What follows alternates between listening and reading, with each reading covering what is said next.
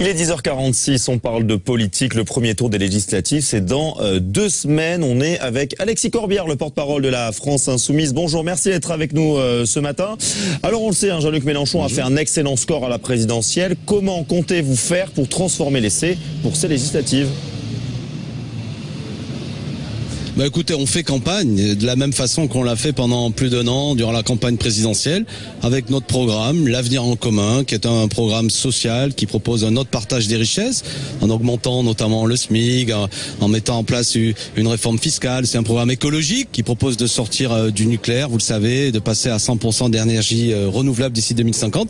Et puis c'est un programme qui a au cœur la 6e République, la fin de cette monarchie présidentielle. Tout ça, les Français l'ont entendu pendant 1 an. Ça nous a porté à plus de 7 millions de voix, et je crois que beaucoup de gens ont envie de le transformer en permettant qu'il y ait un maximum de députés à l'Assemblée pour qu'il y ait une autre majorité que celle autour de M. Macron, qui finalement a quand même été élu par un rejet de Mme Le Pen, plus que par une adhésion à ses propres idées. Les gens ne veulent pas de la casse du Code du travail, par exemple, que propose M. Macron. Ça nous est souvent dit ici sur le marché.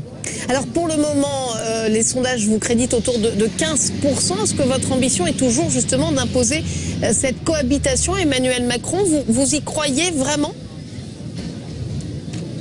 Oui, vous savez, il faut toujours faire campagne avec pour objectif de gagner, d'être majoritaire. C'est ça que veulent les gens. Ils veulent pas de témoignages, ils veulent des propositions pour le pays, que ça change vraiment. Donc quand on se présente, on dit toujours, voilà, si on est plus nombreux possible à venir voter, et ne serait-ce que si tous ceux qui ont voté Jean-Luc Mélenchon votent à nouveau pour les candidats de la France Insoumise, on peut avoir un bloc majoritaire autour duquel on va reconstituer une autre majorité. Bon, après, le peuple souverain tranchera, mais nous, on aborde cette élection de manière assez franche, loyale, sans dissimulation, pas en essayant de faire croire d'autres choses. Après, nous verrons le résultat. Mais moi, j'ai bon espoir. Je vois qu'il y a quand même une forte dynamique aujourd'hui à nos côtés. Beaucoup de gens ont été troublés par ce nouveau gouvernement avec un Premier ministre de droite, Monsieur Le Maire à Bercy, qui est connu comme étant un libéral de droite. D'un point de vue social, il n'y a rien à attendre de ce gouvernement. Alors, En Marche aujourd'hui propose des candidats, mais qui sont des candidats qui vont accompagner ces réformes antisociales.